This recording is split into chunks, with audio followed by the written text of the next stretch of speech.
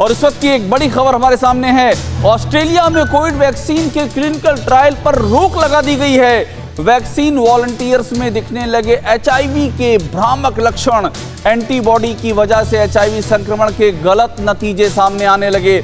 Australia में ही बनाई जा रही थी कोरोना की वैक्सीन का दूसरा और तीसरा चरण रोक दिया गया है। बड़ी खबर आ रही है ऑस्ट्रेलिया से।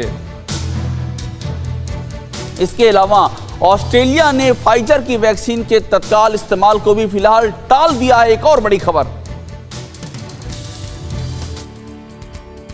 वैक्सीन लगाई गई कोरोना वायरस से निजात पाने की और लक्षण मिलने लगे एचआईवी के। ये चौंकाने वाला वाकया है ऑस्ट्रेलिया का, जहां एक लोकल वैक्सीन के क्लिनिकल ट्रायल के दौरान ऐसे नतीजे आए जिससे रिसर्चर्स के पसीने छूटने लगे। वैक्सीन ट्रायल में 200 से ज्यादा वॉलंटियर्स ने हिस्सा लिया। इसमें से कुछ में वैक्सीन लगाए जाने के बाद एचआईवी जैसे लक्षण मिलने लगे। हालांकि ये भ्रामक लक्षण थे। टीका लगने के बाद बने एंटीबॉडी के कारण वॉलंटियर्स में एचआईवी संक्रमण के गलत नतीजे दिखे। फिलहाल वैक्सीन के दूसरे डोज को रोक दिया गया है। पाकिस्तान में ना तो कोरोना वैक्सीन को लेकर के कोई तैयारी है, ना ही कोरोना से निपटने का मादा ही है। और यही वजह है कि पाकिस्तान में कोरोना के मामले एक बार फिर से तेजी से बढ़ने लगे हैं।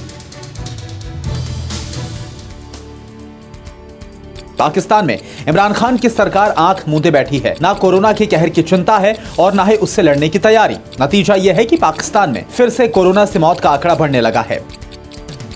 पिछले 5 महीनों में एक दिन में सबसे ज्यादा मौतें हुई। नेशनल कमांड एंड ऑपरेशन के आंकड़ों के मुताबिक पाकिस्तान में पिछले 24 घंटे में 89 कोरोना मरीजों ने दम तोड़ा। इनमें से 41 मौतें सिंध और पंजाब में ही हुई। वहीं खैबर पख्तूनख्वा में 6 लोगों की मौत हुई। आज भी 50 लोगों ने दम तोड़ दिया।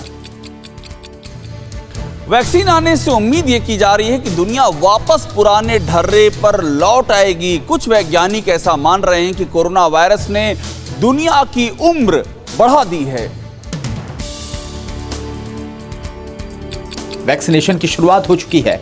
लोग उम्मीद कर रहे हैं कि अगले कुछ साल में कोरोना से राहत मिल जाएगी, लेकिन पर्यावरण वैज्ञानिक चिंता में हैं। चिंता फिर एक बार प्रदूषण बढ़ने की। दरअसल महामारी से घिरे साल 2020 में अचानक से ही कार्बन डाइऑक्साइड का लेवल कम हो गया है। 2020 में कार्बन डाइऑक्साइड का उत्सर्जन 7% गिरा है, क्योंकि लोग कोविड-19 की वजह से घर में ज्यादा रहे, गाड़ियां कम चली। अब वैज्ञानिक ये आशंका जता रहे हैं कि वैक्सीन आने के बाद फिर एक बार प्रदूषण बढ़ जाएगा।